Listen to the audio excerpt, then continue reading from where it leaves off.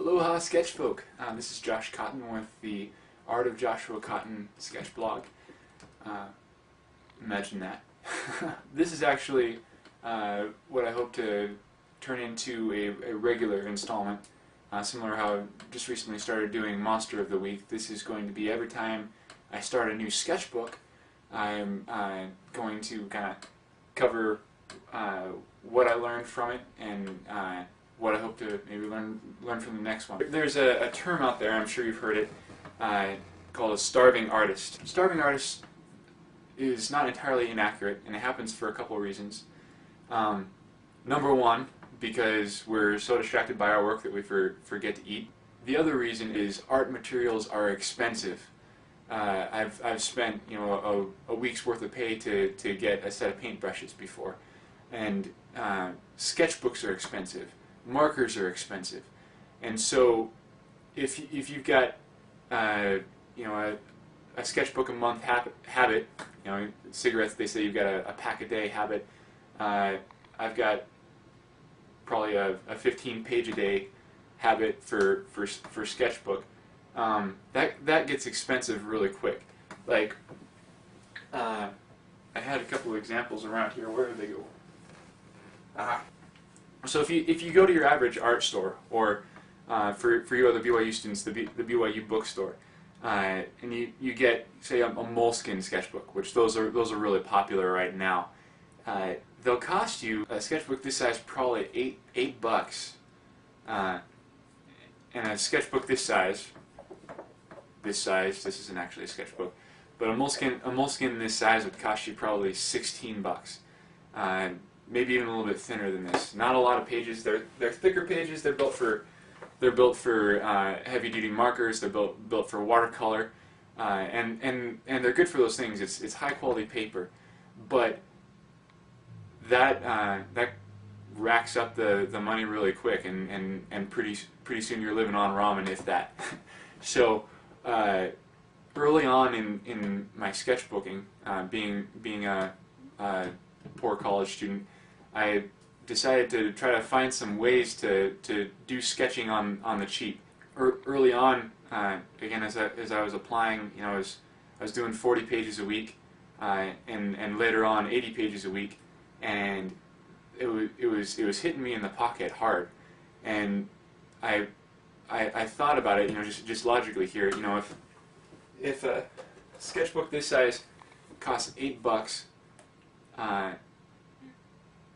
but a ream of paper with 500 sheets, each of them 4 times the size of this, costs $5.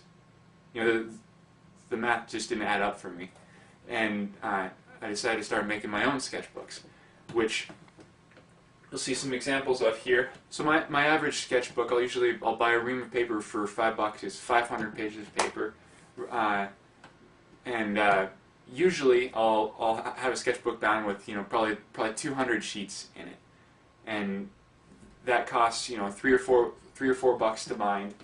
Give you an example. Here's one that was really on the cheap. I found this piece of a sign, I think for a local play that was going to be going on, but it said mask with a Q. Mask. Not sure what it meant. So I taped over that to kind of laminate it, and I took it in and had it bound with 200 sheets of paper. Probably cost me, for $3 or $4. And for $3 or $4, you get, let's see. I need a calculator. This is pitiful. Here, just a sec. Okay, so conservatively, you're getting 12 times the paper at a little over half the price. So you can bind your reams of copy paper, and honestly, I enjoy copy paper much better than I do any of these commercial sketchbooks. It bleeds a little bit more than a moleskin, but it's nice and smooth. It's great for pens. It's great for pencil, and honestly, these expensive sketchbooks that have tooth on their paper, they'll tear up your tools, which are expensive in the first place. So I mean, it's easier on the wallet that way as well. Not only that, things can be a little more personal. You know, all these covers are things I made myself. This one is one of my personal favorites. It's made out of the box from my original Game Boy cartridge of Pokemon Red back in the day. Oftentimes I'll make them out of my favorite foods. This comes from a rice bag. This one, here, move some things away here. This one is made out of a bag of sweet Maui onion rings.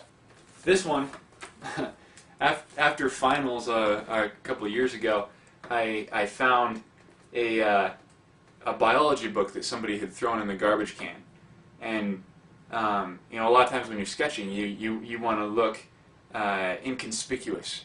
So I thought it'd be easy to look like I was studying if my sketchbook looked like a biology book. So I took off the covers and bound them up so it could be my James Bond incognito sketchbook. Look like you're studying biology.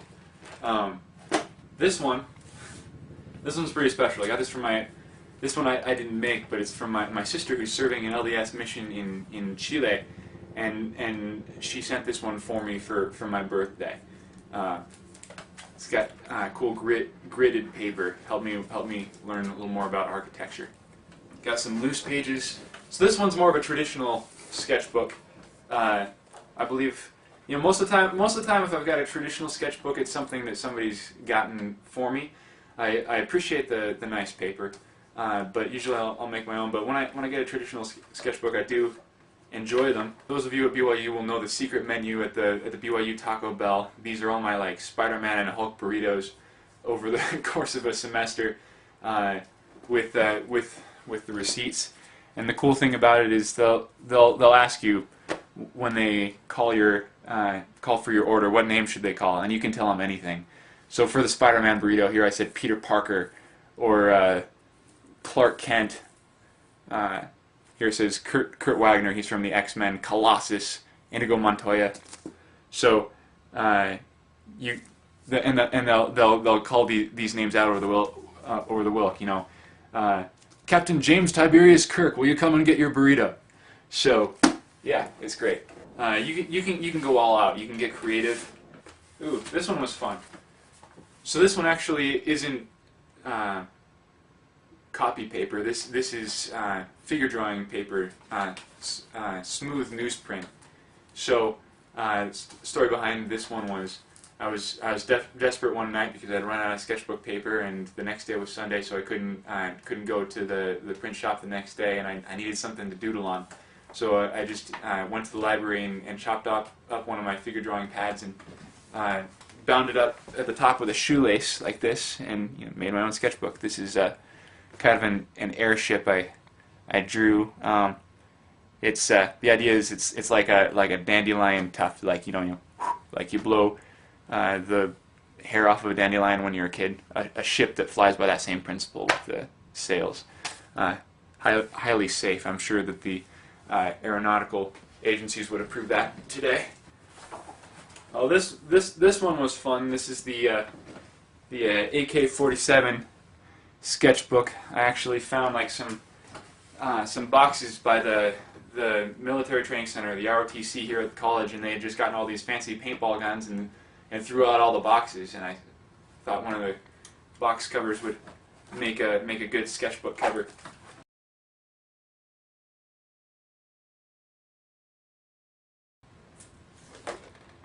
This one's kind of fun. It's from a year ago, maybe two. I noticed in my change box I was collecting all these pennies, and you know, you use quarters for laundry and you use nickels and dimes for the vending machine, but vending machines won't even take pennies anymore. So these pennies were stacking up, and I was trying to figure out what to do with them. I thought, hey, why not make a sketchbook cover out of them? So I'll show you an up close look. Actually, scan this. I'll post a link to that in my description here. The ones on the left here are clean in their heads, and the ones on the right are dirty in their tails. So you got this kind of value transition across. And then that's a heavy cover. And then here you've got kind of a transition from dirty to clean. This one in the middle I cleaned off with lemon juice and vinegar, so it's like half dirty, half cleaned off, and it's actually one from the year that I was born, kind of symbolic. Got this quote here by Abraham Lincoln. It says, "Most people are about as happy as they make up their minds to be."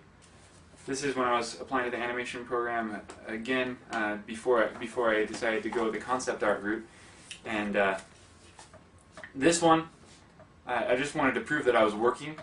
And so what I did was I took a ream of paper, and normally I'd split it up into several sketchbooks, you know. But this one I just took the ream and drilled it and put a binder thing through the spine and just sketched on this ream of paper and got as far through it as I could before animation application. So I've got about this much left in that one before I had to turn it in. But yeah, I was pretty proud of that one. This one was made out of a Happy Meal, which is one of my favorite things. On a sadder note, we lost Hostess a couple of weeks ago. My huge part of my childhood. I love Twinkies. I love Ding Dongs. So had kind of a tributary piece on the back. We'll miss you, Twinkies. Yes, yes. Oh, this is kind of fun.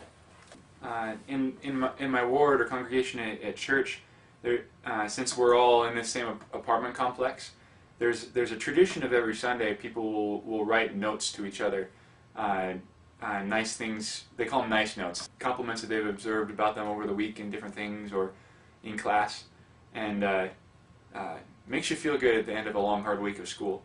So this sketchbook, actually, the cover is all nice notes that I received from people in my ward, and then, which was very kind of them. And then here I've got, "What you're thinking is what you're becoming."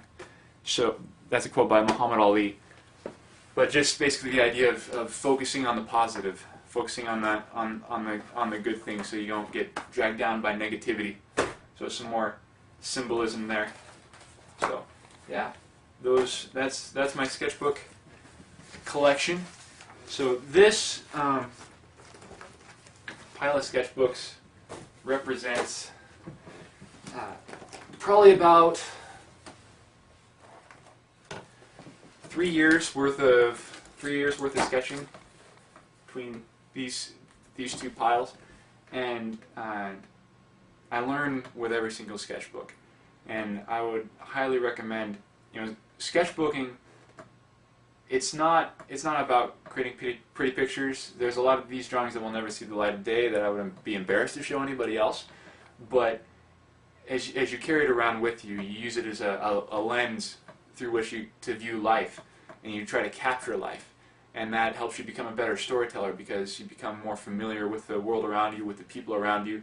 There's a quote, I know Kelly Loosely in the animation department has said it. I don't know if he originated it or not, but he said animation is, by definition, the illusion of life. In order to create the illusion of life, you need to have a life first.